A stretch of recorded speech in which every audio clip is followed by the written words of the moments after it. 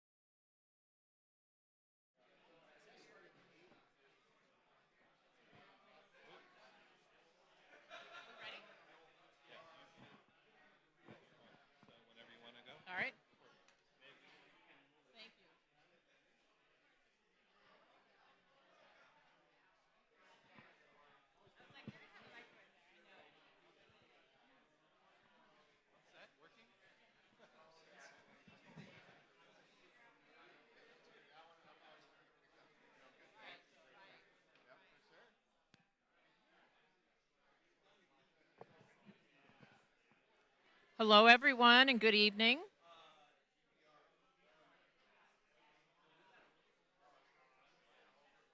Robin, can you hear me? Hello, everybody. It's time to go. Thank you.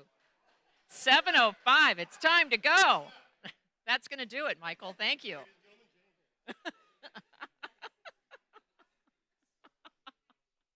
Nothing like Michael Tao. He'll get us started every time with a big whistle or a joke. The mic is not on. The YouTube audience, hi, Chris. The YouTube audience is probably going to want the mic on. On.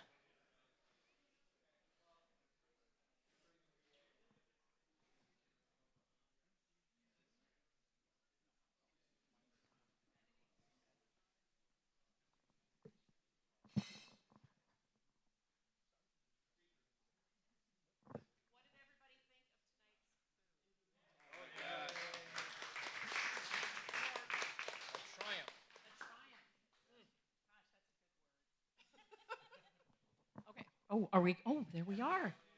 Microphone is hot, really hot. A triumph is how the food has been described. So thank you to Mark Masonov, who coordinated that this evening. Where is he? He stepped away.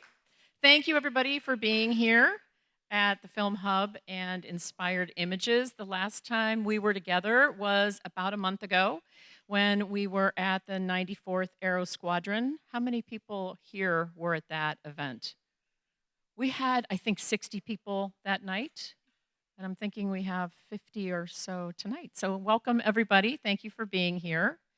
I want to do a couple thank yous as we get started. Setting up the technology takes a lot of time under the direction of Tom Kinnaman back there in the back. Thank you, Tom, for always coming early, coordinating cameras, audio, et cetera, et cetera. Also, Kevin Burke, who's here on the camera in the front. Bring Kevin in on your next project. He's kind of an all-around, do-it-all kind of guy. So thank you for being here, Kevin. Christy Yee is here tonight, who helped us set up. Where'd you go, Christy? Okay. She must be on a tour. Yeah, she's hiding. Jeff Trober is with us tonight. Thank you, Jeff. Robin Martin, who is also our vice president, is here to help with all the technology.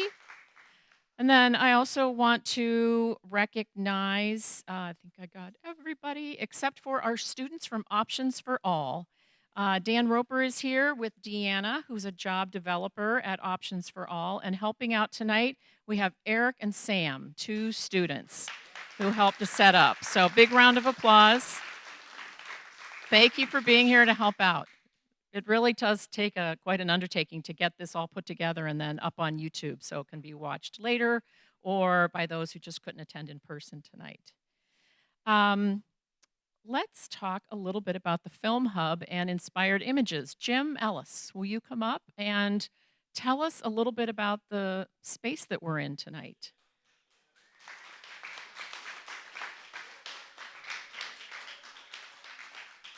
Thank you for hosting us, Jim. Tell us all about this. Thanks, Jane. Well, I want to introduce my daughter, Lauren, who's my partner in crime here. And about 3 years ago, she approached me and said, "Hey, I've got a great idea." And I thought, I know where she's coming from. She does have good ideas. And my background was about 35 years in video production. And she went to school at the Design Center in San Diego Arts, what's it called? Art Institute. And she went to school there for space planning, design. And so consequently, we did a film a number of years ago, and she started working for the company as a set designer. And hasn't left. So her idea was, let's build a building that has standing sets in it, and that can really bring the price of production down for people, because we used to build sets and people spent a lot of money, and then the filming was done 2 days later and it all got torn apart. So now as you walk around, you'll see the reason for all the different sets here. There's standing kitchen set, lighting grid. It's designed to brand. You can change the panels out, put your branding in there. Um, urban walls. This design is going to have light boxes in there with faux windows, and turn the lights on and off from right there. And you can make it look like Paris. You can make it look like New Orleans, whatever you want it to look like. Change out the lights. And so that's the idea, to make it a playground for producers. And we didn't really know, you know, who was in Vista, right? As far as producers go. So, we thought it'd be nice to open it up to anybody who has to make content. And that's what we did. And we opened about 9 weeks ago. And it's doing well. There's people moving in, and it's surprising how many producers we didn't know. We thought we knew most of a lot of familiar faces here. We've known you guys for years. But there's so many people out there, just developing program material for YouTube and different, influencers that are really making it a good living at it. And one of them's here, actually. He just moved in. Belief in Fatherhood. I don't know if you heard it. It's pretty neat. So he's got a lot of subscribers. And so that's what we're here for. We're here for you, content creators, anything we can do to bring the cost of production down. We thought a lot of things through in this building because we want to bring production back to the San Diego area like it was. And this is just one spot that can do that, I think. And we wanted to make it pretty, so that's Lauren's expertise. So as you walk in, we wanted people to be inspired, to want to go work here, and to have a great place to come to every morning. And the people that are here are just fantastic. They just very talented. That's the other thing. We have a lot of talented people. Look at this room. In this room, years and years of experience. And so we want to bring up the next generation, right? And so lots to talk about, but I think I'll hand this back to Jane. Lauren, anything you want to add? So we're also co-working space as well. So you can have open workspace, dedicated desk, and private offices. And what makes us so unique from co-working spaces is you get credits and you unlock 15 to 35% discount for all of our facilities in here when you are a member. You can use our facilities without being a membership or having a membership, but it does keep costs a lot lower for production. So we do have a sound stage, audio recording booth, podcast room, editing suite, and that's all at that end. That's still being developed and finished out, and we'll be open with that probably by November. And also November 8th will be our grand opening. We had a very soft opening, so you all are invited to that. November 8th, Friday. And that's it. Thank you very much. Black tie event in February. Yeah, we were going to do it in November, but we just can't pull it off. So my daughter says she can't pull it off, and it can't be done because she's Superwoman. Well, maybe I'm a little biased, but anyway. So we're going to do a big event, red carpet event in February. It'll be a wonderful time. We'll bring, as many people as we can in here that will really support this industry. The city is behind us, so it's really neat. They really want to see things happen in Vista in the production category. So they're doing everything they can to help us, and a lot of you have helped us too, and I thank you for that and all your insight and to help make this building the best. So thanks. You're welcome. Thank you for hosting. Yes, tours after the meeting tonight. So once we wrap up with the program. Thank you, Lauren. Thank you, Jim.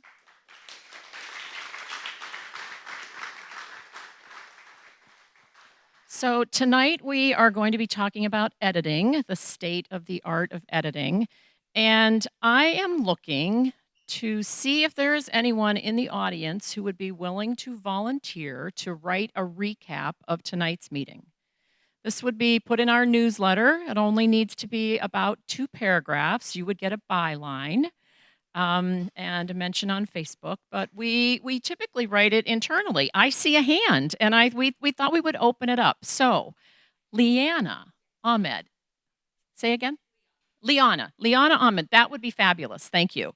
And it doesn't have to be too technical, but thank you.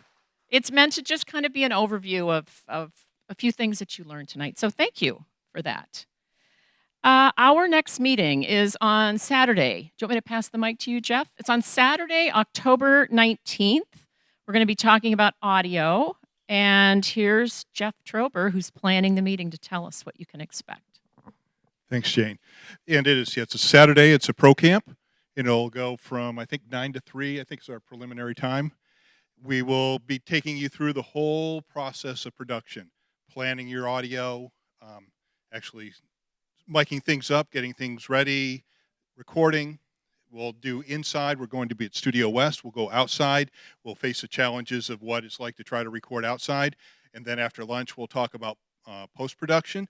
And we'll also have Keith Methvin talking about working with a composer. And Rich Varville, who is speaking tonight, will be also presenting that day, talking about all the different tricks and tips and things you need to know to get the sound right, because that's the key of the day, and that's the message of the day, is getting your sound right. So we look forward to seeing you on October 19th, and it'll be at Studio West in Rancho Bernardo. Thank you, Jeff. Thank you, Keith. Mark Mason, where? Oh, there you are. Here is a microphone. Tell us about all the news. Let's go. Give me a second. Close your eyes. You're not supposed to see this till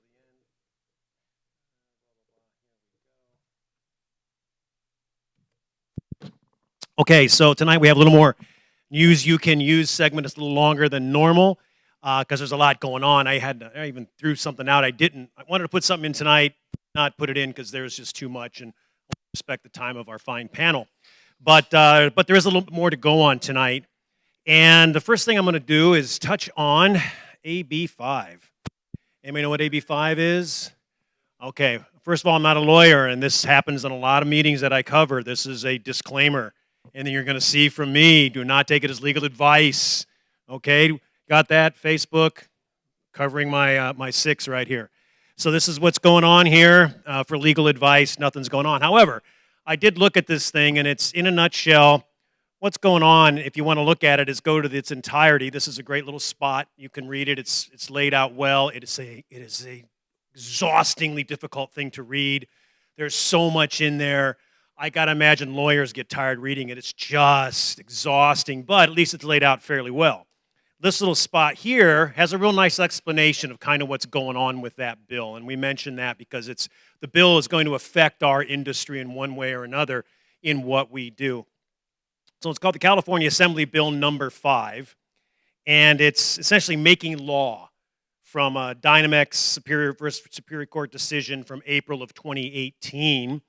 And so it's essentially saying, hey, let's make a law, let's make this official on this ruling. So it's been codified, however you want to call that. And essentially it follows something called the ABC test. And it's called that because there's an A section, a B section, and a C section. So get ready for your eyeballs. For the purposes of the provision of this code and the Unemployment Insurance Code and for the wage orders of the Industrial Welfare Commission, a person providing labor or services for remuneration shall be considered an employee than an independent contractor unless the hiring entity demonstrates that all of the following conditions are satisfied. A, the person is free from the control and direction of the hiring entity in connection with the performance of the work, both under the contract for the performance of the work and in fact. B, the person performs work that is outside the usual course of the hiring entity's business. And C, the person is customarily engaged in an independently established trade, occupation, or business of the same nature as that involved in the work performed. All of those, A, B, C, must be fulfilled. We generally can get by on A and C. B is a trickier one because most of us will hire one more person to help us on a shoot, one more person to do sound, lighting, things that we can do, but we need more help on a bigger crew. B is a tougher one for us to get over as contractors. So the law is going to be just really tricky on that and how it comes out moving forward. However, when you read further in the law, the bulk of the law is based on exemptions. And for some reason, big lobbyists get in, and you got doctors and lawyers who are exempt, and pharmacists and architects and commercial fishermen. I don't know how that one got in there, but there are some exemptions to these things. And in the exemptions, what's going on is trying to exempt you from the ABC test. And what's going on here is what California has currently kind of been working under, something called the Borrello test. And these are exemptions that if ABC cannot be figured out, courts can decide you fall back on the Borrello test, which is based on Borrello and Sons versus Department of Industrial Relations. Wake up if anybody's asleep. I remind you again, I'm only putting this forward for information. So on this bill, C1 subdivision A and the holding in Dynamex do not apply to a contract for professional services as defined below, and instead the determination of whether the individual is an employee or independent contractor shall be governed by Borrello if the hiring entity demonstrates that all of the following factors are satisfied. A, the individual maintains a business location, which may include the individual's residence, that is separate from the hiring entity. Nothing in this subdivision prohibits an individual from choosing to perform services at the location of the hiring entity. If work is performed more than 6 months after the effective date of this section, the individual has a business license in addition to any required professional licenses or permits for the individual to practice in their profession.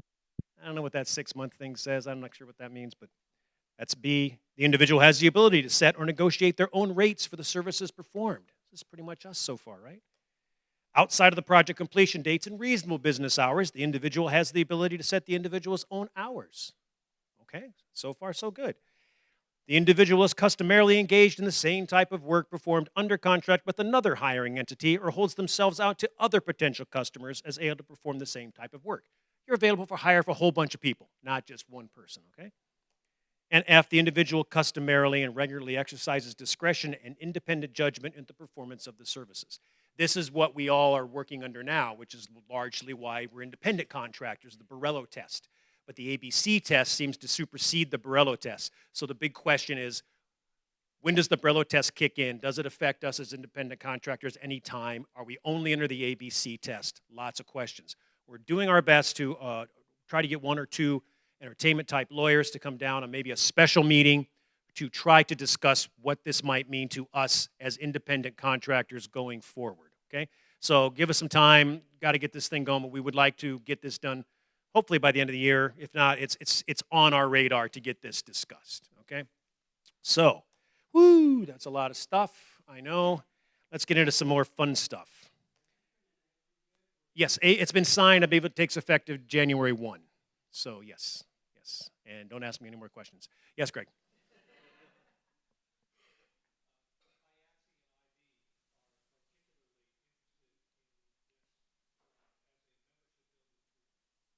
Oh, interesting.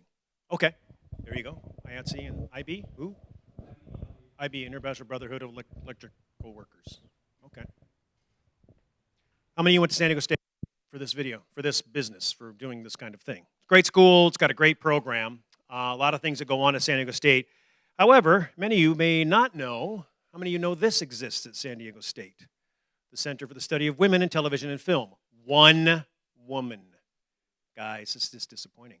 This exists here, and I bring this up because in the newspaper just about 10 days ago was an article that the study finds on-screen, behind-the-scenes TV jobs at record highs for women. Woo-hoo! What are you talking about? Female characters comprise 47% of the speaking roles in the streaming platforms, a 5% increase over the same metric a year ago. Women made up 31% of creators, directors, writers, executive producers, blah, blah, blah. From 28% was 26%. And it's now a record high, up from 17% last year. Excellent. More good news. When it came to gatekeeping, roles such as creators and executive producers, the number also rose from 22 to 25. Woohoo! And the percentage of women executive producers rose from 26 to 30 in 2018. So the battle is over. Equality has arrived. Congratulations, ladies. Yes, it has arrived. This is great. We don't have to talk about this anymore. Wah, wah. Actually, no. What happens is it's the sample they pulled. but in everything, men continue to direct the vast majority, 3-1, in the roles of directing. The study noted that 96% of the programs considered had no women directors of photography. 79 had no women directors. 77 had no women editors. And 77% had no women creators. Okay? Come on, ladies, you got to step it up a little more here. I don't know. So that's the report. You're getting better, but it's just increments, just bits and pieces. So it's still out there. There's still an issue, but I want you to be aware of it, that it's something that's tracked right here in San Diego for the Center of Women's Studies in Film and TV. Pretty cool. Intelligent assistants. Anybody ever heard of this group? All right, I got a couple of them. You should know of this group. These guys are editing assistant software product for Final Cut and Premiere Pro by developers Philip Hodges and Gregory Clark. Okay, cool little things that allow you to do some more metadata tricks with these two programs that are not necessarily out there. They're kind of cool. You might know one, Send to X, which is taking your program from Premiere Pro into X. Let's say you've got a buddy cut in Premiere and you need to finish it in X. This will allow you to do that. And there is another program called From X to CC, from going Final Cut X to Creative Cloud. I will note that when you go from Final Cut X to Creative Cloud, it's called X to C. I'm just noticing what's written. I'm just telling you what's written there. That's all I'm saying from that standpoint. They also have, and this is the cool thing, when you go around and you do different things. I went to an editing meeting with Final Cut meeting when we had a nice presentation by a documentary director, and he talked about a program called Producer's Best Friend for Final Cut, and it's called Sequence Clip Reporter in Premiere Pro. And as you start cutting films or you start doing things that require more metadata to be delivered to other people, this is a great program. It creates a formatted spreadsheet for video clips, titles, keywords, effects, transitions, clips in an event. It includes summary clips, audio effects, transitions, all kinds of stuff in a metadata format in a XLS spreadsheet. Okay, and the same thing sort of happens in Intelligent Assistants for the Premiere Pro. They don't do titles, feature it differently, but it's the same idea.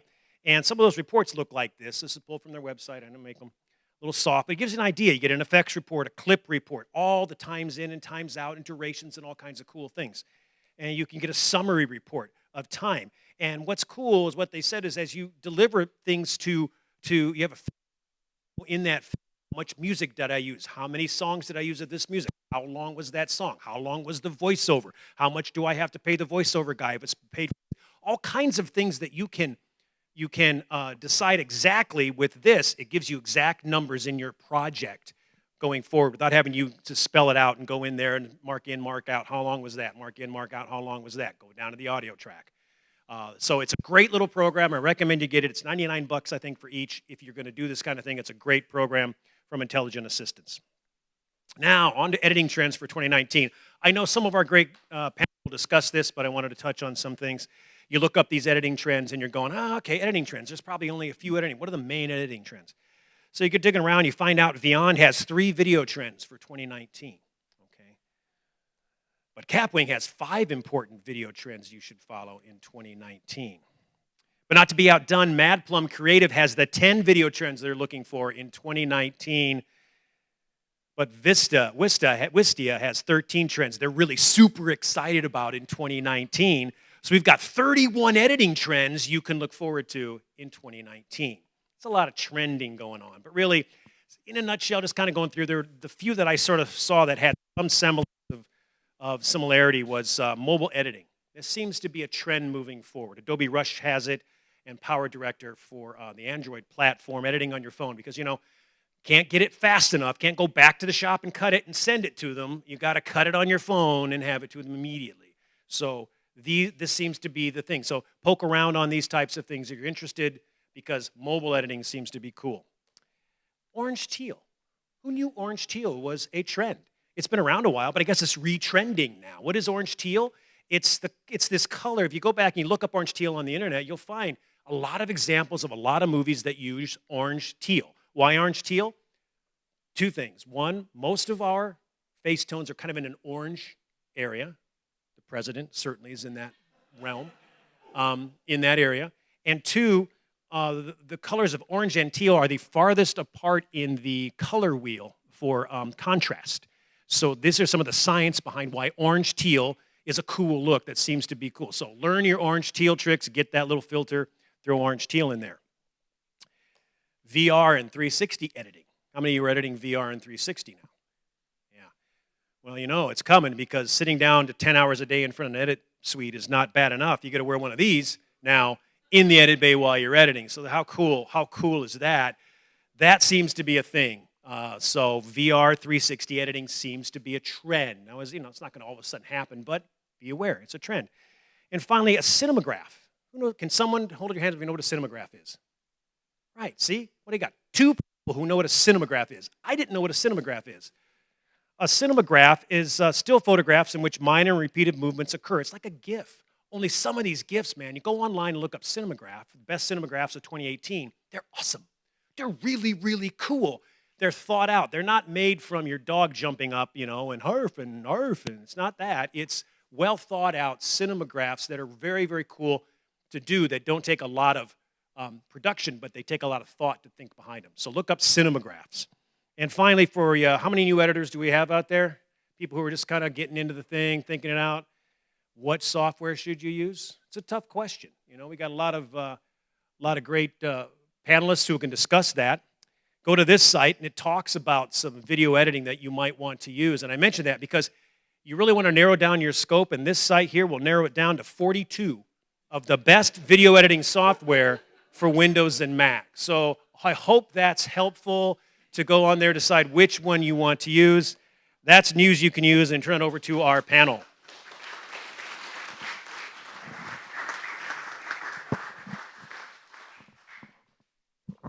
Thank you, Mark. I'm completely confused by 13 of this and 45 of that. And then AB5, which, as Mark said, we're going to try to put together a special event on because there's a lot of questions and we just don't know what the ramifications are. Robin Martin, here we go. State of the art of editing. Thank you for organizing tonight's meeting, and I'll let you introduce the panel. Thank you, Jane. Hi, everyone. I would like my panel to just come on up. So Mike Tao, Patrick Espinoza, and Rich Varvel, come on up and take some seats, guys. I love these seats. They're made for big guys. We got water, too. Yeah, we got big boy seats. It's cool. Whoa. All right. All right, so I'm going to look for a thumbs up from Jeff that lavs are hot. Cool. All right, so I'm going to ask the panel here to do just a brief introduction of themselves and what they're kind of up to. Brief bio, kind of how you started editing, and what the typical work is that you guys do day to day. You want me to start? My name is Michael Tao. I run M2 Video Productions, formerly M2 Digital Post. We just rebranded. I have been in the production business in San Diego for over 20 years now. I not only edit, I shoot, I write, and I used to produce, but my wife has now come on board and is producing our stuff.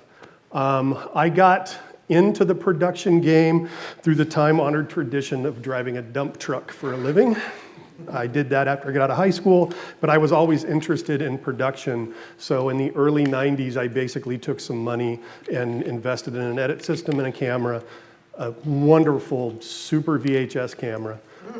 And I shot weddings and events and kind of taught myself this business.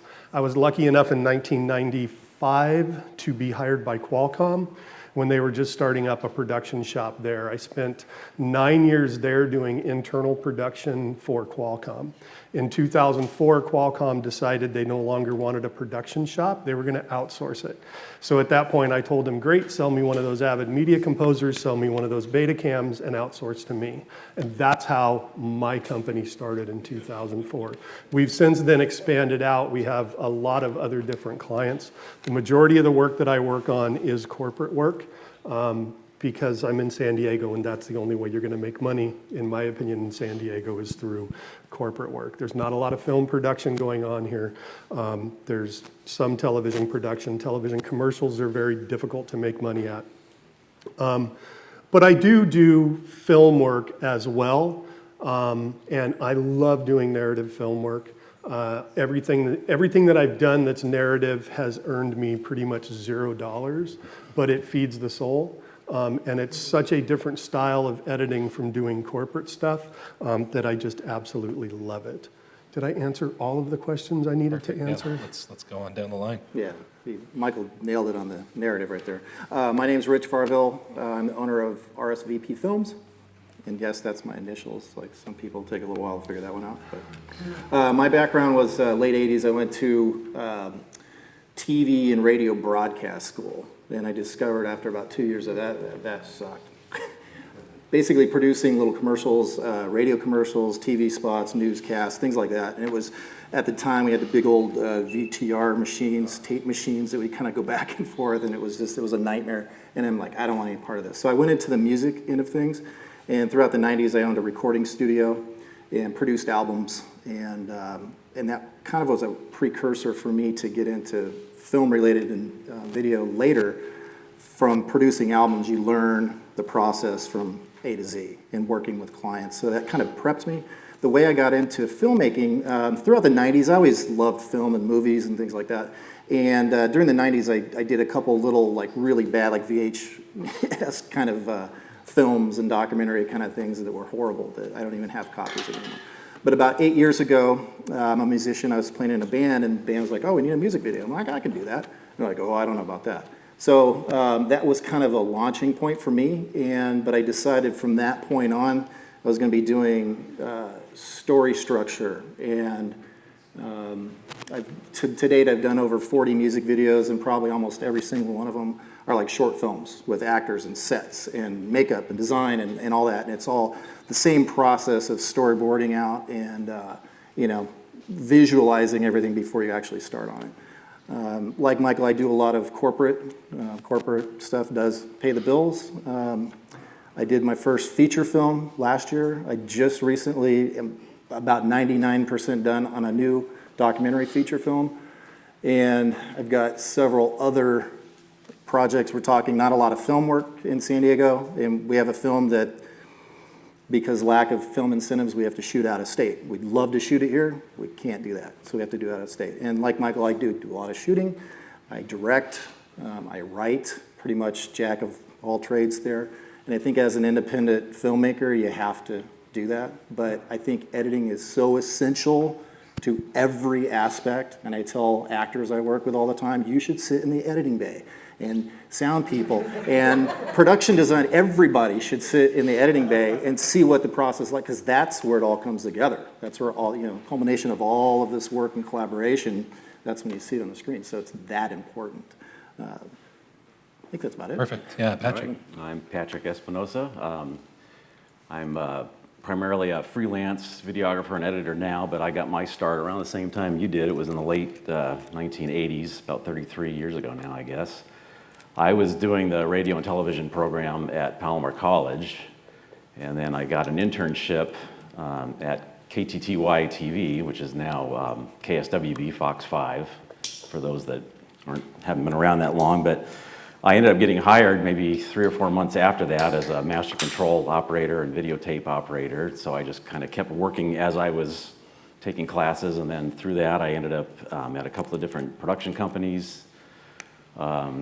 Primavera Video, World Video Productions. Some of you people have been around long enough to remember those companies. I did a brief stint at KUSI, and then I was at an in-house education software company for about 8 years that had a team of audio and video production. And I started out doing offline video editing, so I was on one of the very first computer offline machines around 1992, I think.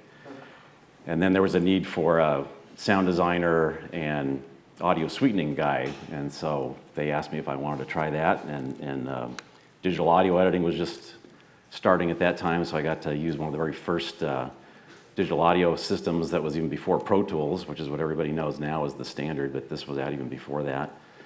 And then in 2001, we all got our layoff notice that we were going to be laid off in 6 months, and my daughter had just been born the year before that, and I was thinking about being a part-time stay-at-home dad, and I thought maybe this is the time for me to break out and kind of just go freelance. And so I I did that and then met some people like Jim Staler and started working for several years with him. Now I work a lot with Eric Addison, 100 Acre Films. I do some part-time work at UCSD with Mark and with Robin. And I primarily work with other producers and production companies, but I do have a few direct clients that I do work with as well. So I just kind of try to keep my toes dipped in the waters. But I'm kind of more the tech guy. I've had a lot of different jobs, you know, from videotape operator, which is a job that doesn't even exist anymore. And, you know, I think master control operators don't really exist at TV stations anymore. And in the 90s, I also, since I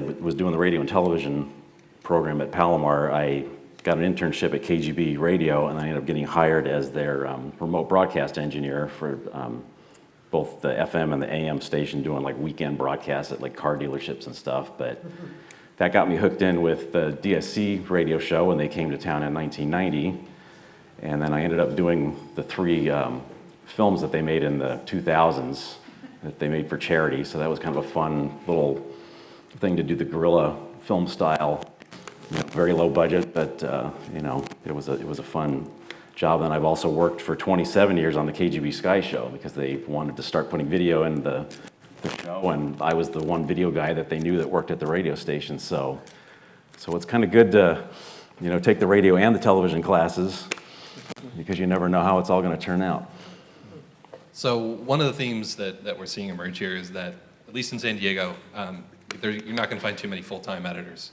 You're going to find people that are doing a little bit of everything because that's what you need to do to survive as a freelance contractor. AB5 is going to make that all very interesting. But you need to have hands in the production side of things as well as the post-production side of things. In terms of the NLEs that you guys are using, we've got kind of good representation here of primarily Final Cut Pro with Mike.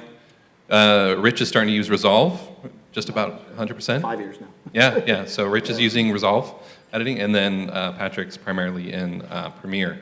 In terms of the technology that is really impacting your guys' workflows right now, both good and bad, what are some of the things that come to mind? And take them in any order if you want. Well, currently, I'd say for me, the thing that really has made a big difference is the review sites like Whipster and Frame. I think for dealing with clients, you know, it used to be you'd send out a video, and I was using Dropbox to send to people, and then, you know, they'd send an email back with a big list of stuff, and half the time the time numbers were wrong, you know, so if you're going through trying to find a clip, and then you'd send it back, and they'd say, well, this isn't quite right, you know, but now with Whipster or Frame, I think they're both essentially the same. You know, I use Whipster, and it's easy for the clients to just make notes exactly on the video where they want them, even within the frame itself. Like if they say there's something like right up in this spot of the video that they want changed, they can put a mark right there. And Premiere has a plugin that will take the notes that are made in Whipster. You can import and sync those right to your timeline. It puts markers right down exactly where those notes are that they give you. You make the changes, you click check that you're done, and the client can see that the notes are finished. You can send a new version to them, and they have version control where they can see the older version and the newer version. So that to me has been probably one of the greatest things lately. Patrick stole my idea.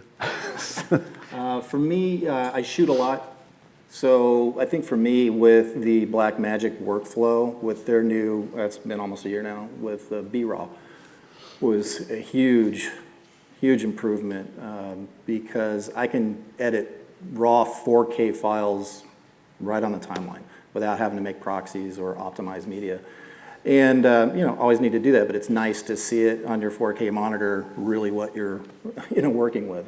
And Patrick and I were talking about this earlier, where some clients don't require 4K or raw type of material, but it's made it so easy for me, it's like, why not? You know, I'm getting the highest possible quality that I can from start to finish in my workflow. So that's been a huge improvement. I think I used to, I did a film, my film last year was done in DNC files, which was like huge files.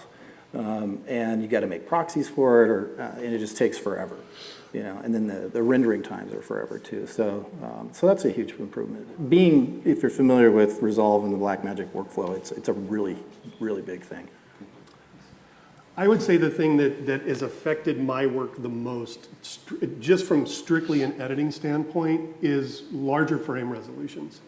And I will throw the caveat in that we can go crazy with larger frame resolutions. I don't think we need 8K and 12K and 16K and 120K and all these other Ks.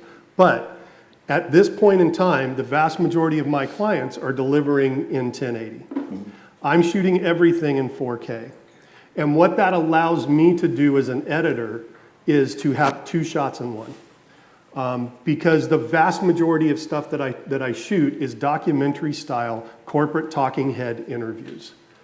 And it used to be that I had to have a ton of B-roll to get away with doing that, or have multiple cameras shooting them. Because you only get one take in an interview, right? You don't want to make this person say the same thing over and over again. But if I shoot in 4K and I work in 1080, then I have a medium shot and I have a close-up in the same shot. And that allows me as an editor to put emphasis on what my interview subject is saying by changing the framing of that shot, by staying on that wide shot until the important part is being talked about and then punching in to that close-up. So larger frame rates have changed not so much my workflow in editing, but the way that I edit drastically. Yeah, flexibility. Well, and being able to change camera angles is good too, because somebody might be giving you a sound bite, but then they go off on a tangent and then they come back and you want to be able to cut that out, but you don't want a jump cut in your shot, so you can reframe the shot and push in slightly. And yeah, up until now, I just finally got a 4K camera earlier this year, and I had 2 C100s that I would take and do just, where they're both next to each other, one with a wider angle lens that was maybe, waist up, and then another close up, for the same reason. And I still think that look is a little bit better looking overall because the framing is slightly different. Yep. It's not as jarring as when you're just pushing straight in on the same exact shot. But if that's all you have, or if the budget only allows for a single camera, then having that extra flexibility to change your camera angles is great. And the one other thing I'll add, and it's more on the acquisition end, is log color space. Log color space has been huge because it allows us to just get so much more latitude out of a shot. We can now put that person with a window in the background and not have to bury them in so much light to make that shot work. Some of the raw, the Blackmagic RAW, ProRes RAW, some of those are going to help that as well moving forward. So you guys have alluded to a couple of things that are going on in the industry right now, and that's new codecs. It used to be that you would get a tape to be digitized, and you would convert that into a pretty standard set of resolutions, frame rates, things like that. Now, an editor has to be able to handle H.264, very compressed media. They have to handle ProRes. Vertical friggin' video. Yeah, 916 is coming, folks. Yeah, IGTV. I did one for a trade show. Vertical video. Yeah, so that's what's coming. So yeah, it's everything from HD to 4K, 6K, 8K, and up. Different flavors of RAW, which are supported by different editing systems, of course. So you really have to be able to kind of juggle and respond to things. You can't just expect, I'm going to be handed this type of footage, I'm going to do this to it, and that's going to work. I want to talk a little bit more about kind of the ecosystems of editing at this point. Mark did a good job kind of highlighting some of the tools kind of around the periphery that aren't necessarily built into your system. What are some things that you're excited about that are helping those workflows for you guys? And what are some things that you think are maybe just some flash in the pan and have a lot of hype behind them that don't really make a difference for you? No, go ahead. I'm not really one that falls into trends. I'm very old school. I like nicely composed shots. I'm always focusing on story. Story is always number one. So some of the 360 and the VR, that's all great. That's fine. But I'm going to leave that to the bigger boys. I try to create content that's still going to be relevant or look good 10 years from now. I'm not really into the trends. So I don't really follow a lot of the new fancy things, I'm still working on my craft, just trying to, put together congruent stories, I wanted to mention something that Patrick was alluding to and Michael on when you're shooting, because if some of you that shoot and edit with the single camera, never underestimate the amount of B-roll. Get B-roll. Even if it's someone twiddling their thumbs or something in the room, because you're going to need those shots later. Because if you have, a talking head is stumbling over words, it's not easy to do a jump cut and make it look natural. But it's easy to cut away to something they may be talking about. So at the end of an interview, make sure you get a bunch of interesting things, because you may need it to throw in there to save you. Anyway. It's the editor's dilemma. We never have enough B-roll until Right. we have too much B-roll. Yeah. But there's never too much. Never too much. How many times I'll No, I've worked on projects where there was too much. or too much unusable. I always find myself, I'm editing going, there's just not enough shots. I'm like, who did all this? Oh wait, that was me. I didn't get enough. Let's kind of stay on the topic Yeah. of shooting and editing for a moment. What are some things that you wish shooters would do more of or do better that will help you in the edit?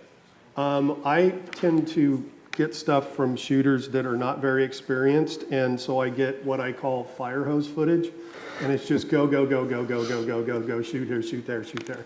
Stop before you push the trigger on a camera. Everything should tell a story, including the shot that you are getting ready to shoot. That shot should have a beginning, a middle, and an end, right? So figure out what your beginning, middle, and end is. Start on your beginning, hold that shot for a couple of seconds. Go to your middle. Maybe your middle is a pan, maybe it's a tilt, maybe it's a dolly move. Get to the end of your story and then hold that shot for a few seconds so that I have time as an editor to get into the shot and get out of the shot. If you're shooting narrative, nowadays, when I say narrative, I mean narrative film. So if you're shooting a film, nowadays, since we don't have film running through a camera, we don't have tape running through a camera, it's just bits and bytes. There's no cost associated with it. So there's this tendency to just let the camera keep rolling and reset, shoot 4 different takes without ever stopping the camera, just reset, shoot, reset, shoot, reset, shoot. Now, while that may be a wonderful time saver on the production end, as an editor, that is the worst possible thing that you can give me. Because what you haven't done is given any time between take 1 and take 2, take 2 and take 3, take 3 and take 4, to let the actor figure out what they're going to do different. Or let the director give the actor something to do different.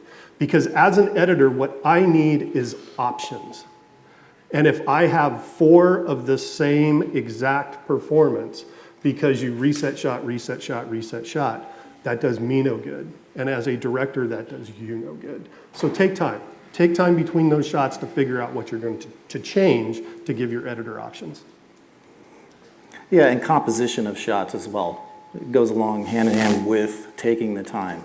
Because I see so many poorly framed shots, with 50% overhead, it's just empty space. And if it's a 1080 file and you're cropping in to make it look nice, you're obviously now losing resolution. So, yeah, I mean, don't feel like you're in a rush when you're shooting. I mean, there is time, But you see that from more the newer amateur type of, shooters. Don't use autofocus.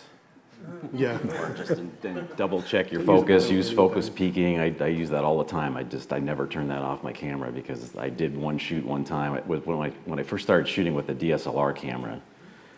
And I wasn't used to that really shallow depth of field, because I came from a broadcast camera I was using right before that, and so that was, just like depth of field went forever.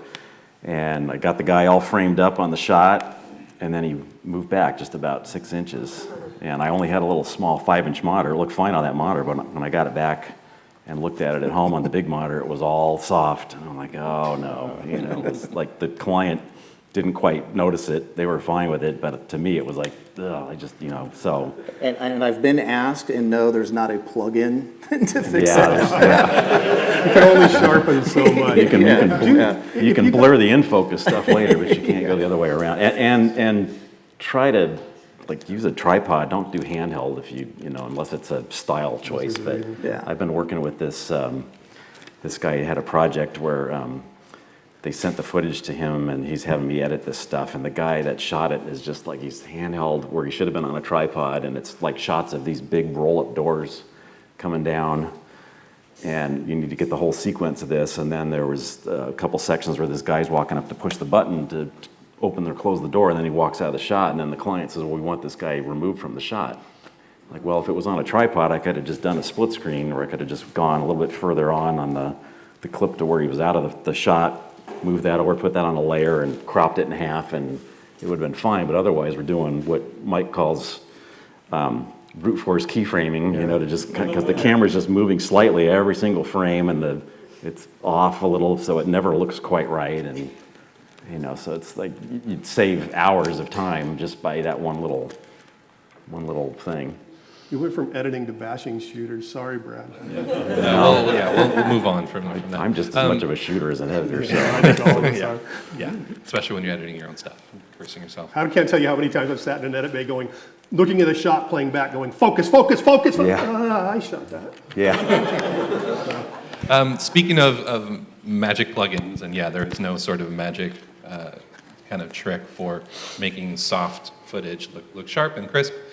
Pick one go-to plugin that each of you have in your toolkit that you use on a regular basis that you think is worth sharing, that folks should know about as an option.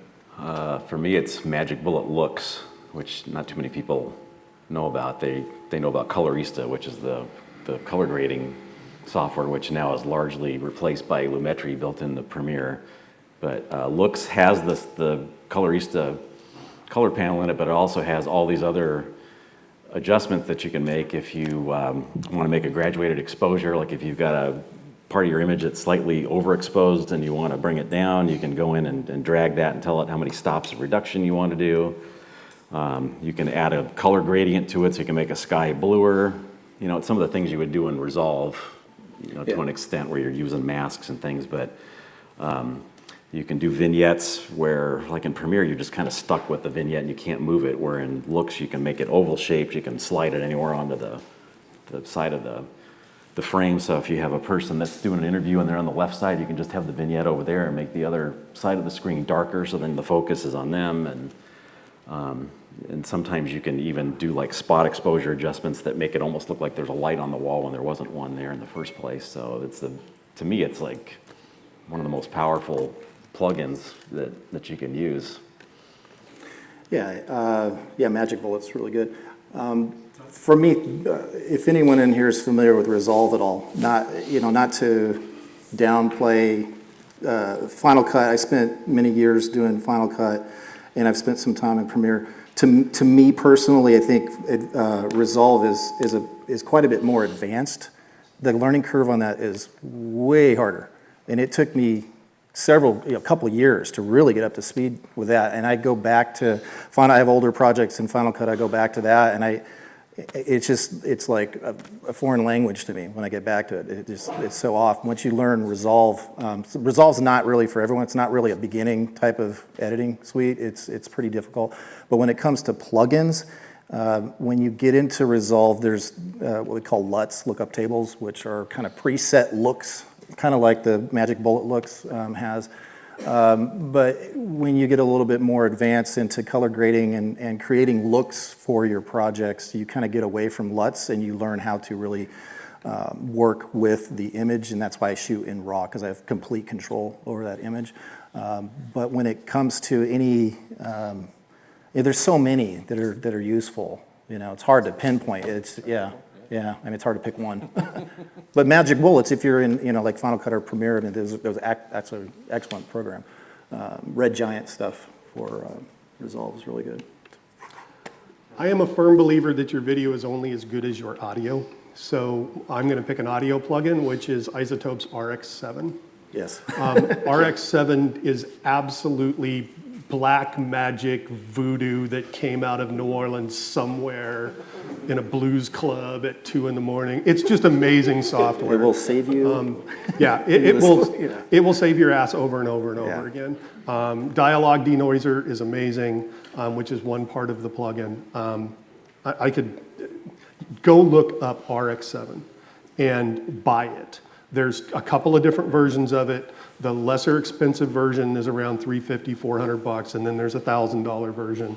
But it will save your bacon over and over and over again. Because video's easy, audio's hard, man. It's hard.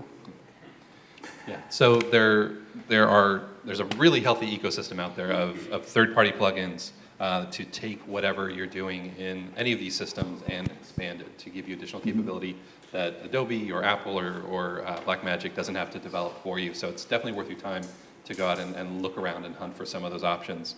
I want to move on to working with clients a little bit. So hopefully we can keep this mostly positive, but we'll see how this goes. What are client expectations like these days when folks come to you for a project?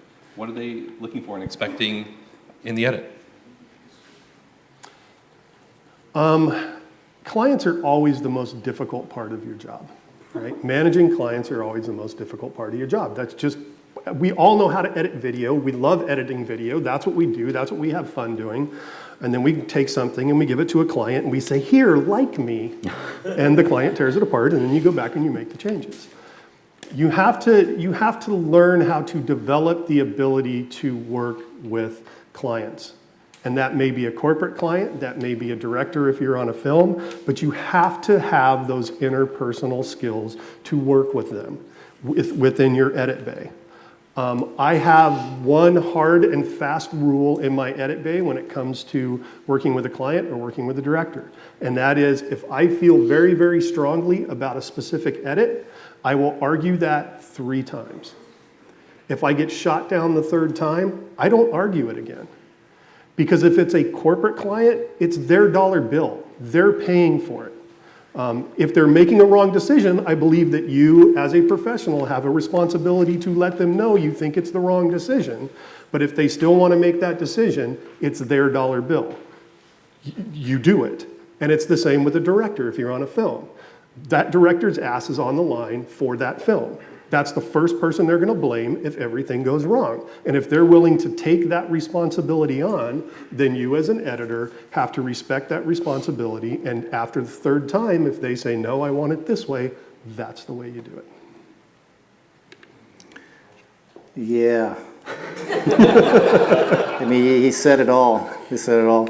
I'm having flashbacks of a client I had a long-term contract for 4 years with a software company.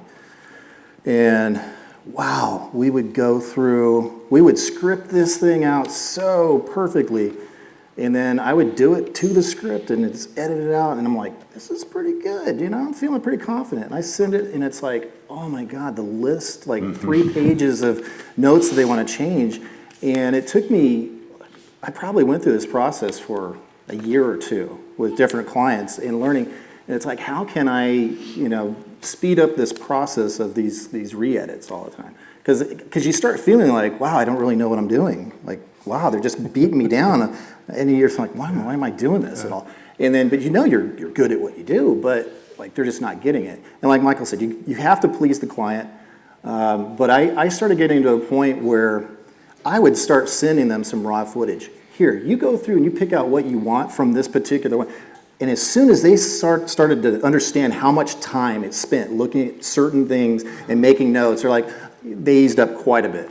So it's just maybe some psychology that goes into that. But the more you're involved at the beginning of the project, because I've had many projects, corporate pieces, where you come in, they just want you to throw this together and edit it. You're like, well, bring me in early from day one when you're scripting and you're putting these ideas together, because the editor is going to give you so many, shortcuts and production things to, condense that, so you're going to have a more concise project at the end.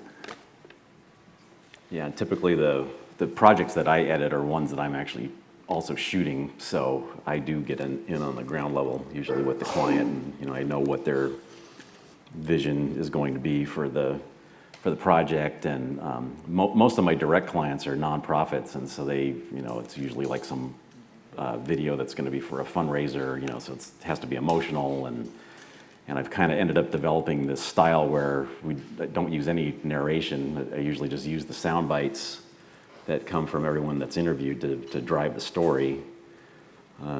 I love that style. Yeah, and it's worked, I think, because then I can just go through. I mean, it takes a lot longer to go through, and I know sometimes people like to go and send their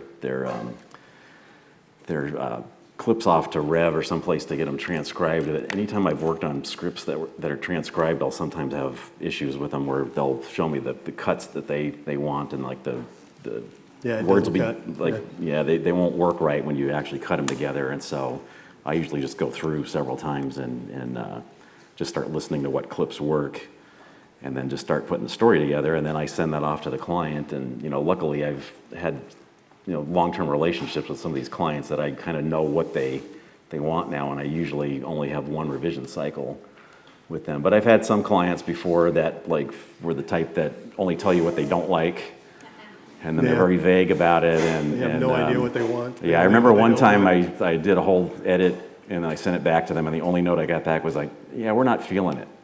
And it's like, well, so what does that mean, exactly? And I got those guys trained at one point then to just start storyboarding what they wanted. That was more of, it was a corporate client, but they were like, it was a product type deal, and so it was I was shooting this behind the scenes as they were shooting the catalog for it, so once they finally started giving me storyboards, like, tell me what you do like, and then I was able to cut it for them. But yeah, I think as an editor doing corporate, you have to have a pretty thick skin, because there's a whole lot of layers of bureaucracy on their end. You might only be dealing with one person, but they might have like 6 people that all have to leave their P marks on the video somehow. So they're gonna say something about something, whether it needs to be done or not, and then you have to go and try to make sense of all that, or like try to talk them off the cliff on some things. Sometimes you'll have a corporate exec that just ends up being awful on camera, and like I'll be going through the edit going, there's just nothing that you can use with this guy. It's like he does nothing to add to the story, but then we have to have him. You have to use them. It's like all it's going to do is make your story worse, but you have to, so you just have to kind of suck it up and kind of go with it. So I have a tip on this, but you want to take the question? Yeah, I was going to say, we have a quick question up front. Yeah, I've just got a quick question here. First of all, I don't ever want to be one of those nightmare clients where people go, oh, I can hardly wait till the contract's over, now I never have to work there again. So I sympathize. So in other words, is this a good code word for a lot of people are telling you that you're easy to work with?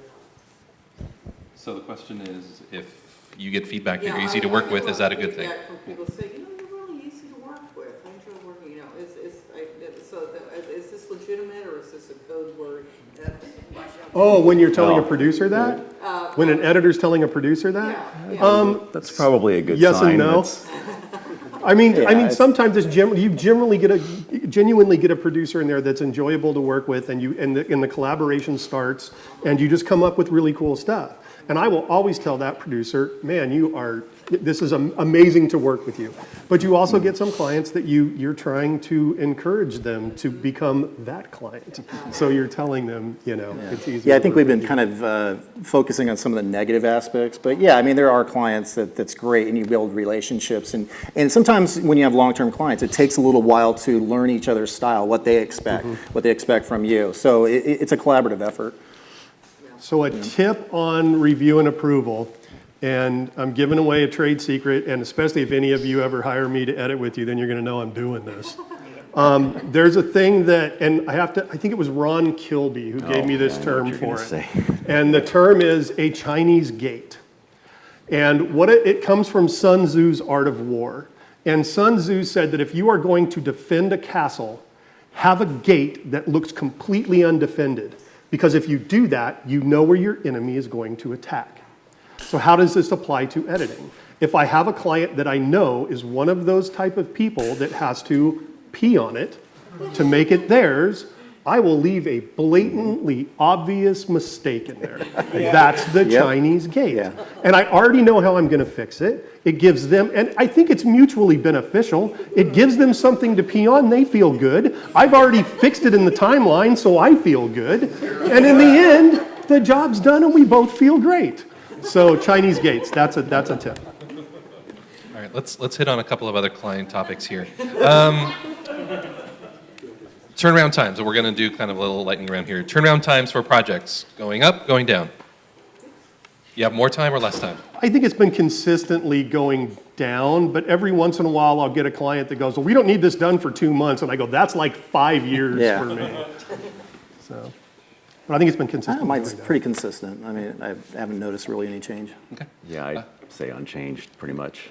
Expectations for what amount of post-production you will do in terms of color, sound, graphics? That has Where is that? completely changed Yeah. from Yeah. when I got into business. I mean, everything is done in one box now, so they expect you to do everything. And you really have to be able to do everything. You don't have to be the greatest at it, and projects will always benefit. If I can hand a project off to somebody who's great at color or who's great at sound, it's going to be better than what I can do. But for the most part, I'm expected to kind of do everything because the box does. Yeah, I mean, it's project relative. I mean, if I'm doing a feature film, obviously we're handing that off to specialists that do certain aspects. But if we're just doing a corporate video, yeah, I can handle the color and the sound design, all of that. So it's project specific. Yeah, I don't really have much to add, I guess, to that. I was going to say, like, maybe audio-wise, you know, it's a lot easier now with all the tools, especially with the Adobe tools, because they all interact with each other with the dynamic link that, you know, you can take a soundtrack that you've started on your edit in Premiere and you can go into Audition and get a lot more surgical with it if you need to. Although nowadays Premiere has pretty much all the same plugins and the tools, so I do almost all of my final mixes in Premiere, but I used to send out, but like I came from the old days of tape layover and layback. You're probably familiar with that, you know, where, you know, you're actually doing it on an audio workstation and like rolling it back to the tape machine when it's all finished, you know, so that was a two-person job, but now it's basically all in the box, and you can go into Audition, you can have a clip of your whole edit right there too, so you can just like scan right along and see it, and it's wonderful now to do that. And then the other big one, budgets, going up or going down? Oh, budgets have been going down for years. Yeah. Yeah, more and more has to be done for less and less money. So given higher expectations, faster turnaround times, smaller budgets, how do you make a living editing? What's your strategy? What's your tactics to control what you can of those pieces and make it work? You want me to go first? I've been hogging it. Go. I mean, for me, I'm not a full-time editor. You know, I have a production company. So we do a little bit of everything. So I think that's the key is staying diverse in what you can do. Like we were saying at the beginning, there's very few like full-time editors in San Diego. You know, the work's just not here. But for me, I mean, you know, we were talking budgets, and I mean, mine's expanding. I'm getting into another realm that is newer for me over the next year, contracts that I've got. But so I think being able to be diverse like that, I think, is essential. You know, especially if you're going to be here. If you just want to be an editor and move to LA and get a job editing, that's great. That's great. But I think a lot of creatives aren't happy just doing that. You know, that's why there's not, you know, thousands and thousands of editors. You know, people like to create, and sometimes with editing, you're stuck with what someone else has created, and you kind of just have to piece it together. You know, but there's fulfillment in that as well. Patrick? Repeat that question one more time. What was the How do you make the how do you business make- part of this equation work, given, you know, faster turnaround times, smaller budgets, higher expectations for what you're doing? Well, like I said earlier, most of the editing that I'm doing is with the clients that I'm shooting with, so it's all kind of worked out as part of the whole deal with the project. And for me, the turnaround times, I wouldn't say, at least for my clients, they haven't really shortened at all. And I don't know if the expectations have gone up that much either. You know, sometimes it's your own expectation, like I got to make this look a lot better because the tools are available that we didn't have before to do that. But you know, whether or not the client would even notice that sometimes.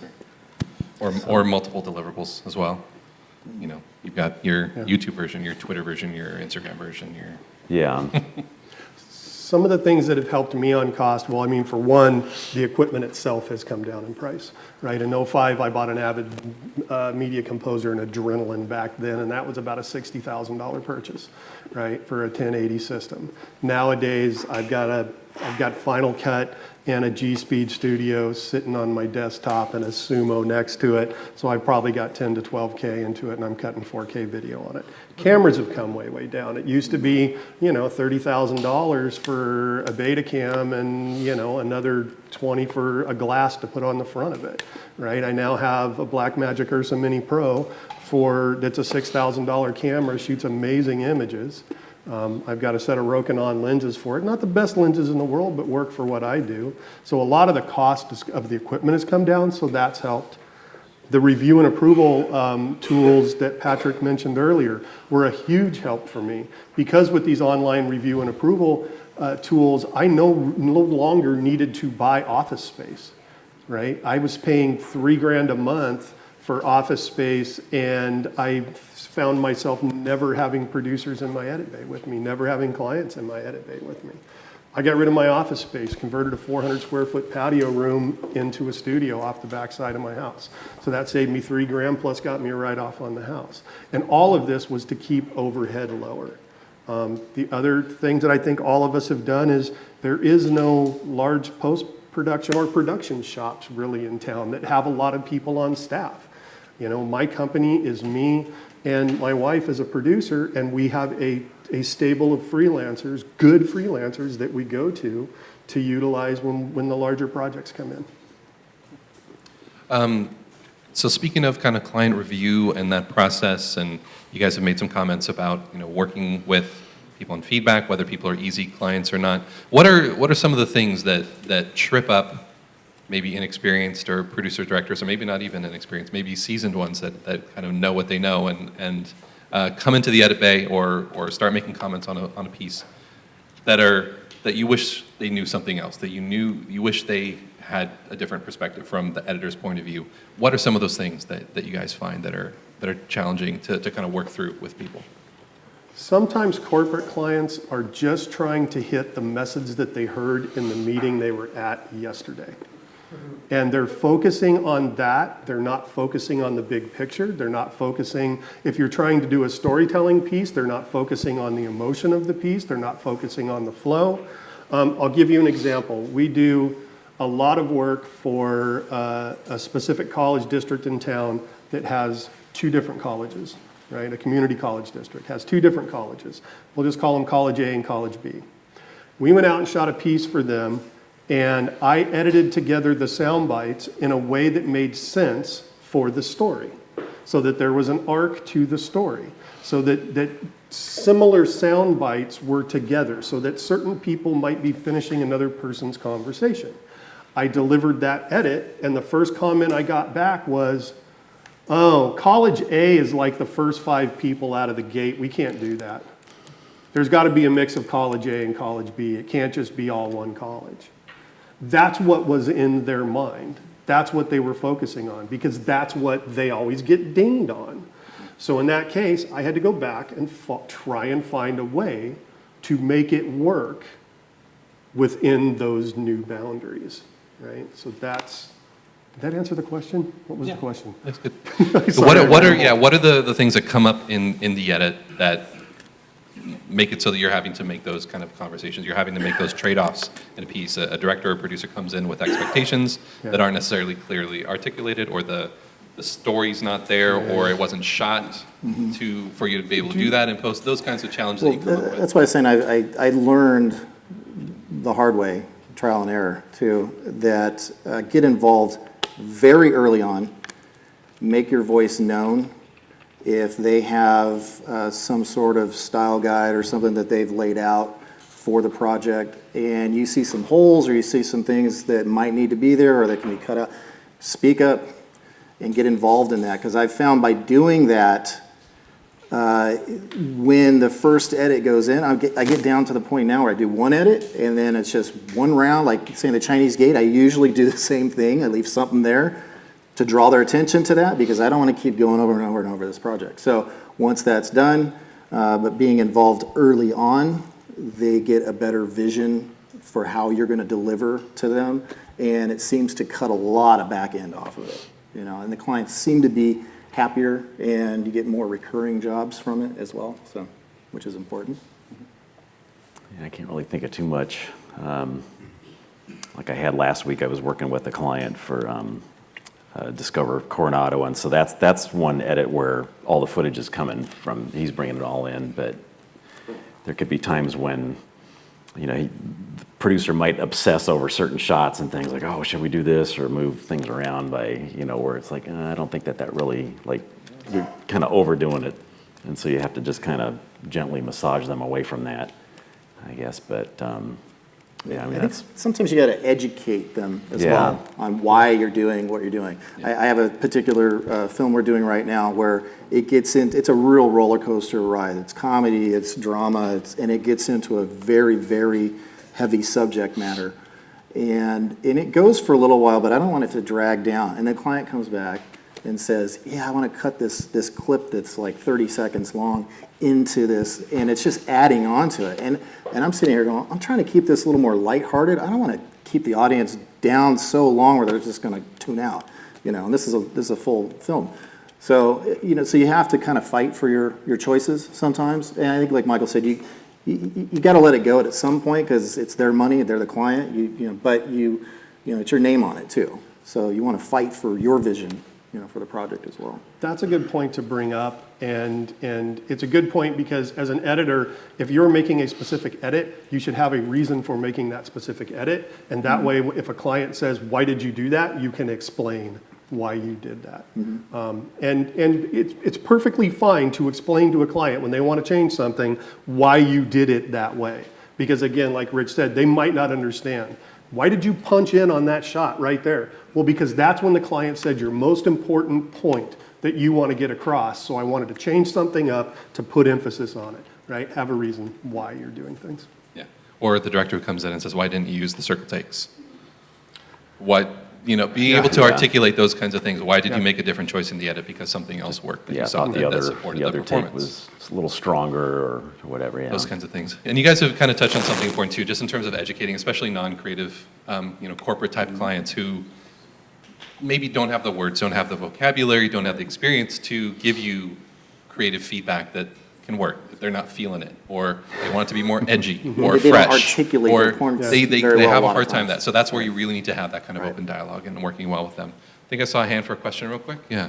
I have two questions. The first question is, oh, thank Where's you. the guy Yeah, with the mic? where's the mic? Answer. My stock just went up, huh? Do you price in adjustments, like with every issue you get a corporate client, okay, you get one revision free or two revisions free? That's my first question. The second question is, could you talk about repurposing? Because you do a corporate shoot and they want to make 3 pieces out of this, one for, you know, social media, one for their website, one for their, you know, who knows what. So those are 2 questions, pricing and repurposing. For the revision question, in my contract, it states that my clients get 2 rounds of revisions. Do my clients ever only get 2 rounds of revisions? No.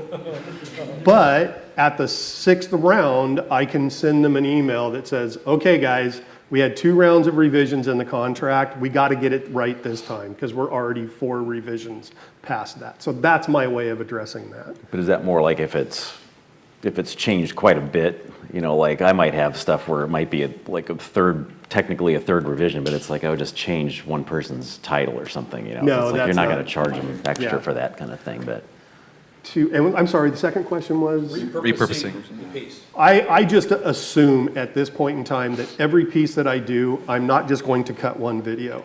And as a matter of fact, if my clients don't ask for those short pieces for social, I suggest that we do it. We did a golf tournament piece a couple of weeks ago, and I told the client, I said, why don't we add one more question, which is, why should you come to this golf tournament? And then we can do quick little 15-second social spots that you can use next year to promote this tournament. So if your client's not thinking about it, you should be thinking about it. And it's just worked into the budget. I just assume that it's going to happen. Yeah, I do one revision.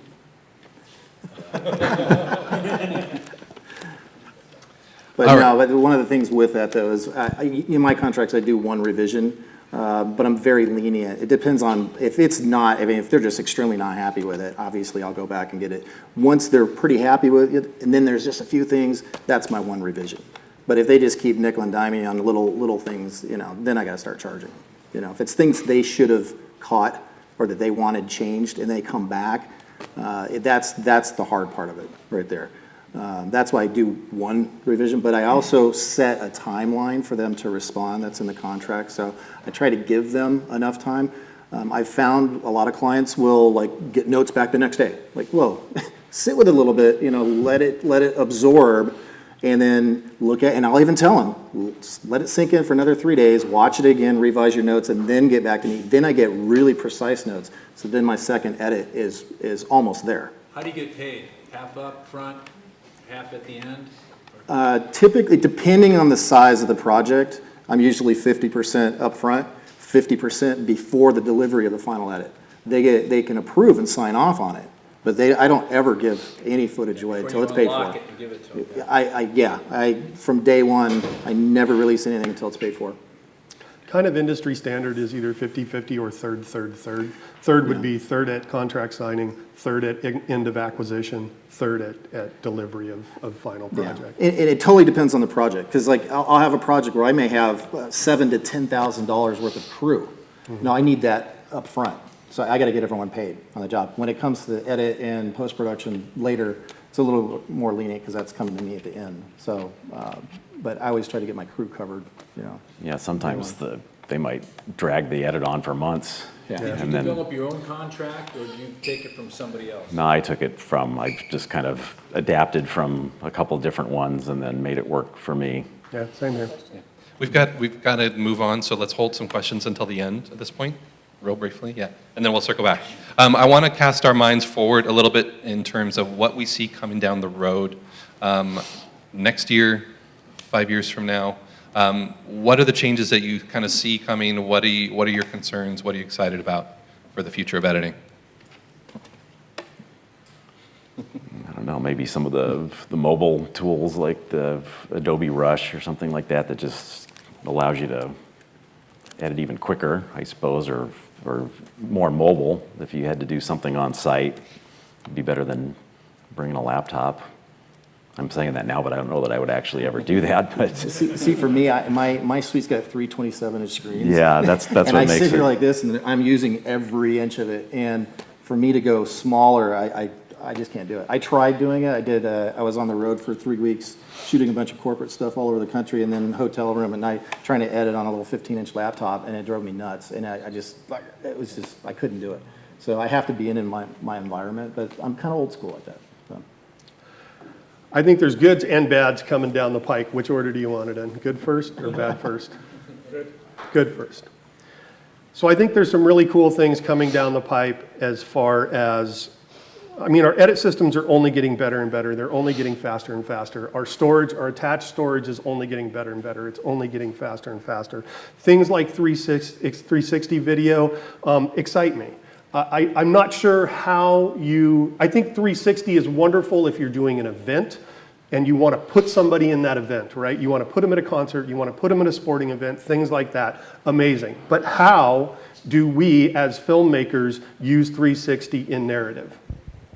And I don't know what that is, right? But I think somebody's going to figure it out, and it's going to be friggin' cool, right? So that kind of stuff excites me. It's moving forward. On the downside, I think that we are becoming more and more and more inundated with media and being more and more inundated with bad media, bad production practices, bad production quality, and that's becoming more and more and more the norm. I'll give you an example. I was on a subreddit for editors, and somebody posed the question that they had shot this lady on teleprompter. I'm going through my head to make sure I get it right. On teleprompter, and there was times where she stopped and then backed up a paragraph and started again. And this individual was having a problem because He didn't know how to cut it without having jump cuts, right? So somebody popped into the Reddit forum and just answered him and said, dude, who gives a shit about jump cuts anymore? This is the YouTube, man. We do it all the time. And my response to that is, if you are being hired to do a professional job, you're not producing a video for YouTube. Find a way around that solution, or around that problem. Come up with a solution. Get some B-roll, use some imagery, do something so that we're not in this continuous race to the bottom on quality, right? So that's what I think is the bad side of it. Got to take them both. Anything else, you guys? I think one thing we didn't really talk a whole lot, Michael did talk a little, is audio. A lot of editors think you're just editing pictures together. Learn audio, learn compression, learn limiters, learn EQ, learn all those, learn microphones, learn how, your frequency spectrum. I come from an audio background, years and years of engineering and doing albums and all that. So it's like, so audio is second nature to me as I moved into editing. But, don't underestimate audio. Spend time learning audio. Yep. We have James Allberger, who's an audio master. Reach out, if you don't need to learn. There's tons of YouTube videos on audio, specific to your editing program they're using, but I can't emphasize that enough because audio is at least 50% of any project or film, anything. So it's that important. You kind of stole my, Sorry. yeah. You touched on it a little bit briefly in terms of more Ks, Mike, but let's kind of dig into that just to kind of share what the pain points are of increasing resolution. So 4K cameras are pretty mature at this point. It's pretty common and standard to find them out there, all up and down the kind of price range for cameras. We're starting to see 6K, 8K has been out there for a little while on some. What are the pitfalls and what are the benefits of increasing resolution in post? Well, some of the pitfalls is storage and Yeah. speed and editing and I think I'm up to almost 150 terabytes of drives. I've got banker boxes full of drives. So the increased resolution, and then you get the more expense of higher performing computers. So, but I don't think there's a huge demand for that. The human eye really doesn't even register 8K. There's no difference between 4K and 8K. You can read all kinds of articles on this. It's very minute. But unless you have a 60-foot screen at 30 feet away. But so that I don't think that applies to most of us. That are independent filmmakers. Maybe the elite, Hollywood types. But Well, especially if it's going to the web, it's going to get super compressed anyway, so it's not going to look as good or broadcast, especially. Yeah. And that's one of the things I learned working in broadcast and television. I remember the images I was seeing on the master control monitor were way higher quality than what people were seeing at home, and that was coming back from the antenna. Yeah. And that's stuff that I could probably show everyone in this room, that image, and like probably 90% of you would think it was HD, and it wasn't. That was standard def back then, and it's just that. And I see that now with broadcast HD coming over cable and stuff. I just, you get close to the TV and you're like, God, this just looks awful. Like, so if they go up to 4K, that's just gonna make it look like to me, what broadcast HD over cable looks like now is what standard def looked like just straight off the tape back in the day. So it's like you're just going one layer up. So if they go to 4K, then it's like, then for the consumer, it'll finally just look like HD. Like, why not just improve the bandwidth a little bit and make the HD look better? I think going bigger and bigger Ks sells cameras and sells edit systems. And so that's why the industry is pushing more and more Ks. I'm surprised that we're not hearing more about HDR as opposed to more Ks. I think that the sweet spot for the stuff that I do, my clients are eventually going to get to where they're going to want to deliver in 4K. So I think the sweet spot for what I do is going to be 6K HDR acquisition, 4K HDR delivery. HDR, your eyes are much better at seeing luminance values than they are at seeing tiny little pixels.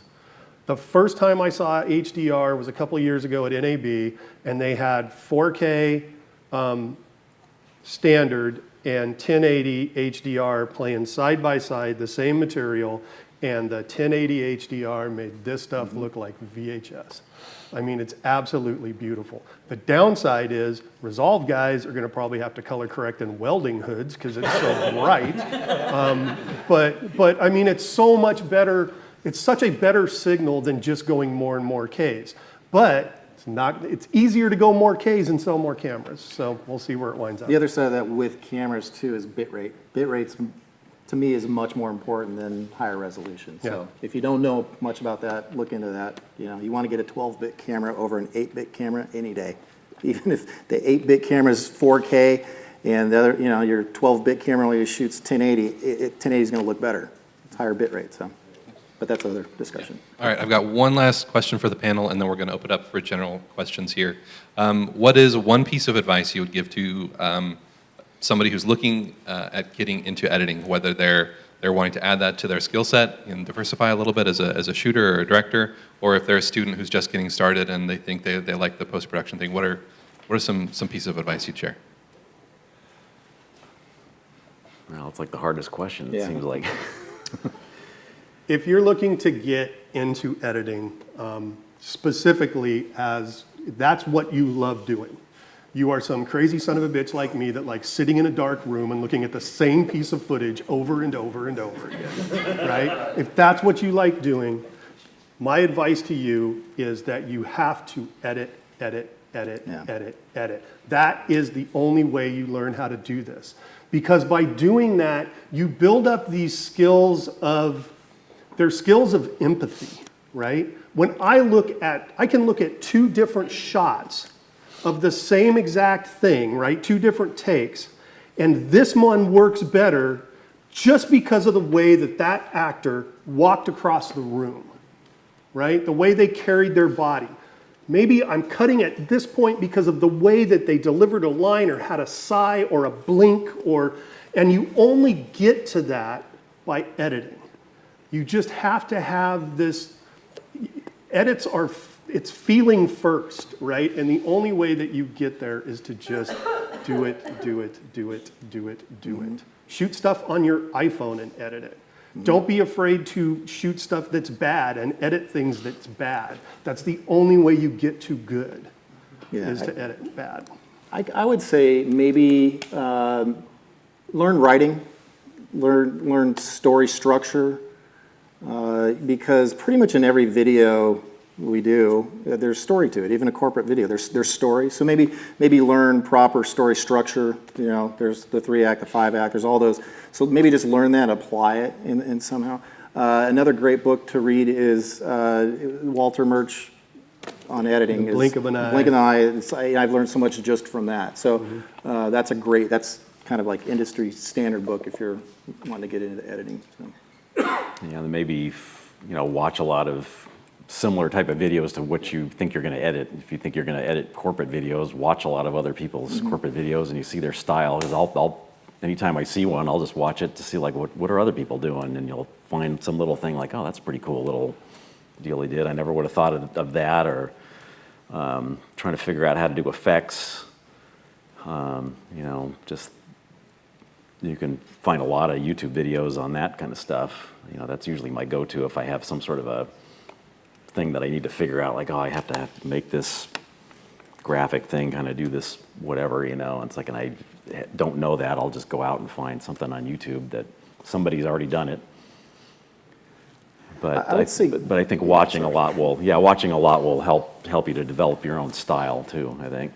And I was going to say, and let people see your work. Yeah. And get feedback. Because everyone's going to have a different take on it, a different perspective, and you're going to learn a lot how other people are viewing your work as well. So. To Patrick's point, don't be afraid to go out and find other things that other editors have done that you like and utilize that in your work. Editing is an art form, filmmaking is an art form, and every art form out there is derivative, right? Think of it as if you were a jazz musician. You're going to go and find other jazz musicians that you really like. Take a little bit of Miles Davis, right? Take a little bit of Dizzy Gillespie.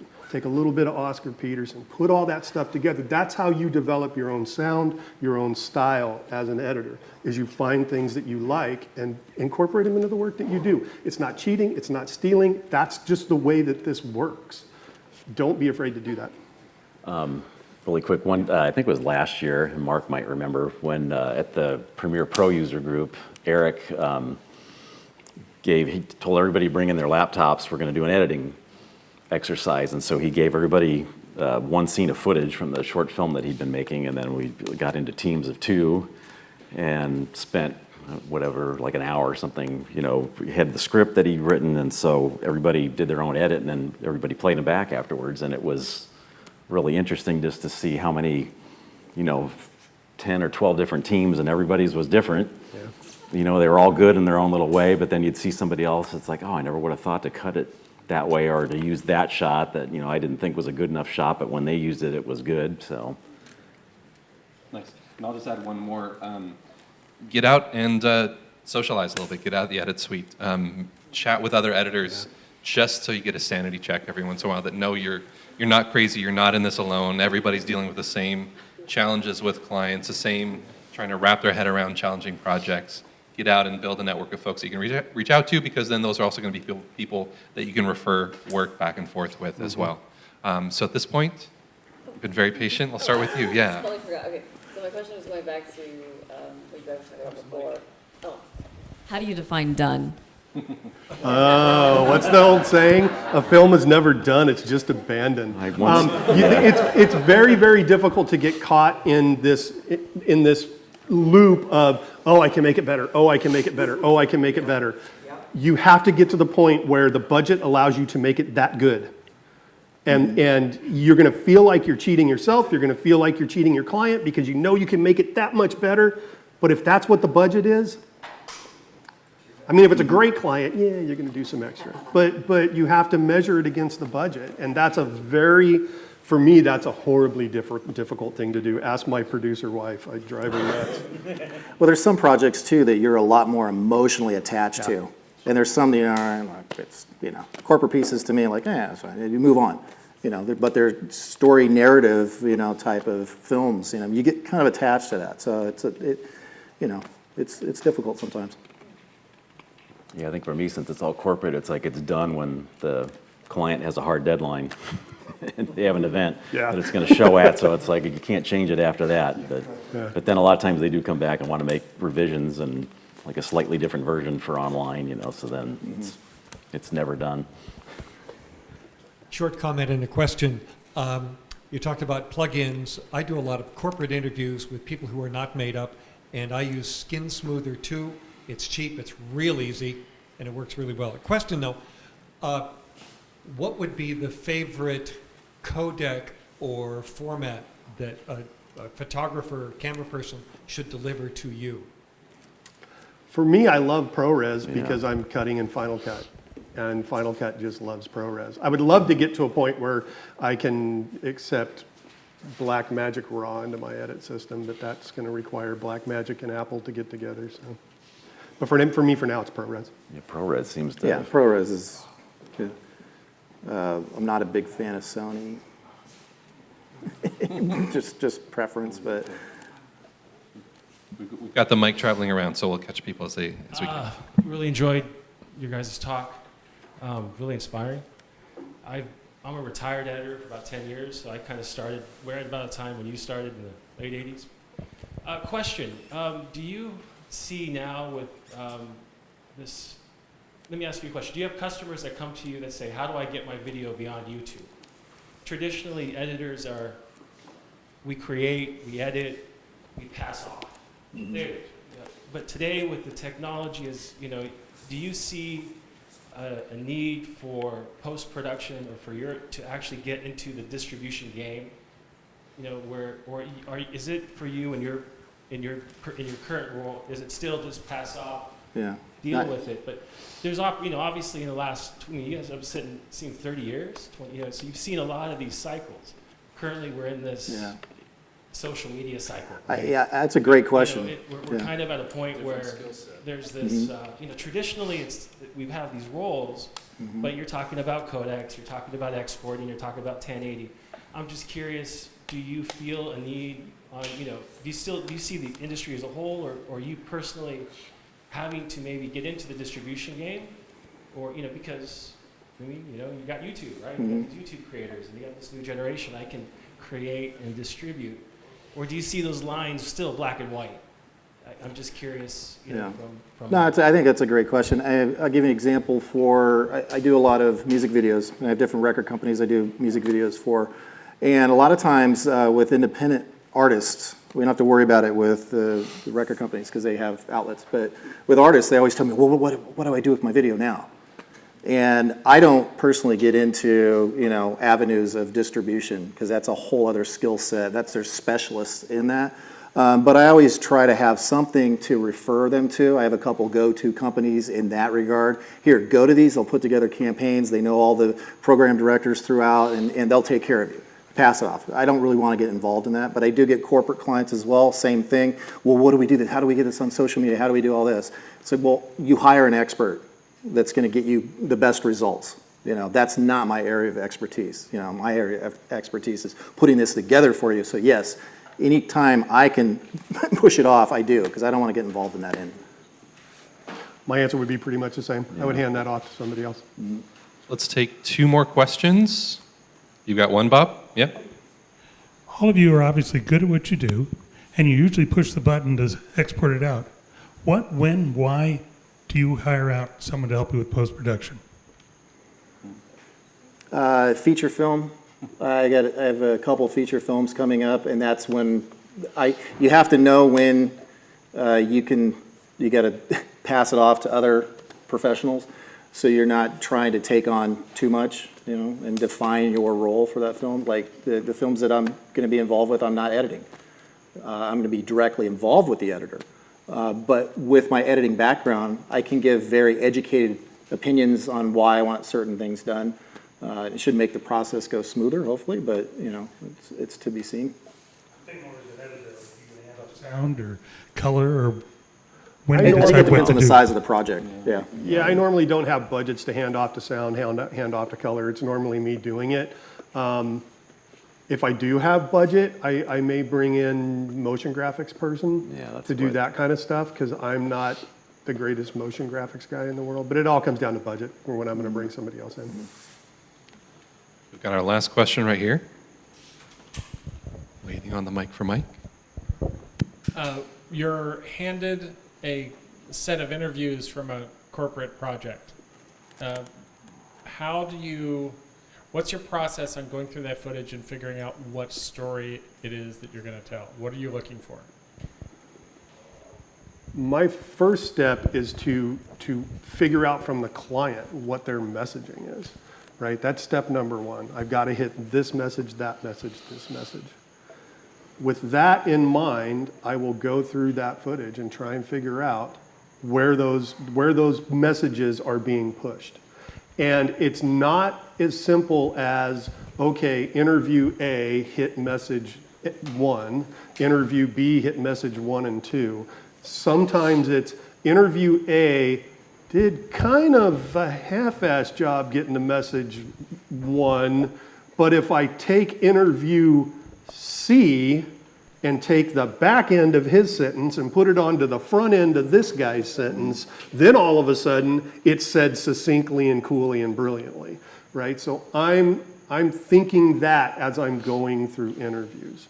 I do watch every interview all the way through. I will mark in points and out points when I get to a portion that I know is answering messaging, and I will favorite that, or I may put it in a keyword collection based upon that message. I'm talking Final Cut 10 terms here, so that it's organized for that. I may also go in and there might be little bits and tiny pieces of sound bites that I think are cool that I'm just gonna use because it was inspiring, it was fun, it was sad, whatever. And I'll favorite those and put them in a specific keyword collection. Usually I have a keyword collection called sound bites, and those are just miscellaneous sound bites that I know are good.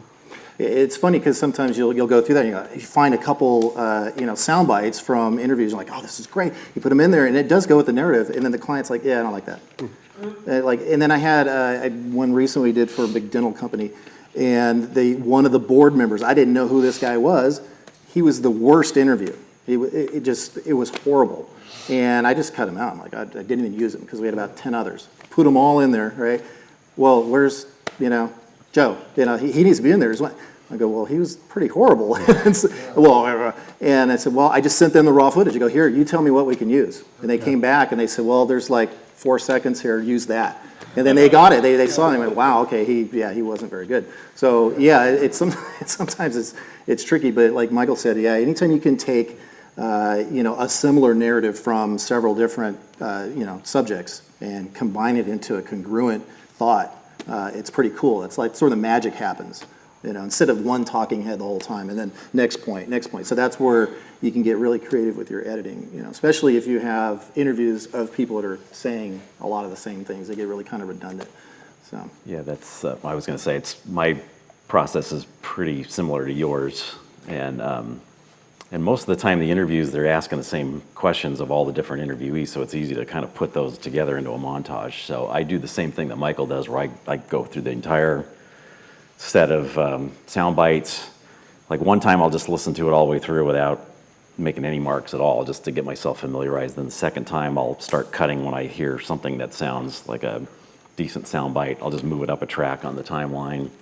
And it's basically like taking the big block of ice and slowly chopping it down. So, you might have 30 minutes of raw footage of interviews that you're cutting down. Then that first set of clips, brings it down to maybe about 20 or 15 or something, and then you're like you're targeting like 3.5 to 4, and then usually by the time I get it to about 6 or so, then you start moving them around and listen to how they all sound against each other, and then usually for me it seems like the story all of a sudden just starts popping out of nowhere. Yeah, it tells you and what you it start wants to hearing be. it, and then you finish it up from there, and then hone it down. Then you got to figure out the really good bites that you got to just chop out for time at that point. Keep in mind that when you get to the end of the timeline, that's when your editing starts. Right? You fill the timeline up, you've got it all in the timeline, that's when your editing starts. And when I finally get a piece down to where I think, okay, this is good, this is brilliant, this is exactly what I need, I then go back and I look at interviews again to make sure that I didn't miss something that maybe within context of what I have in the edit now is even better. All right, we could sit here and talk shop all night long. Fortunately, we're coming up on our time. Thank you so much for joining us. I want to thank Patrick Espinoza, Rich Varville, and Michael Tao for joining us on this panel discussion. Their info's up on the screen there. I have been Robin Martin. Thank you so much for joining us.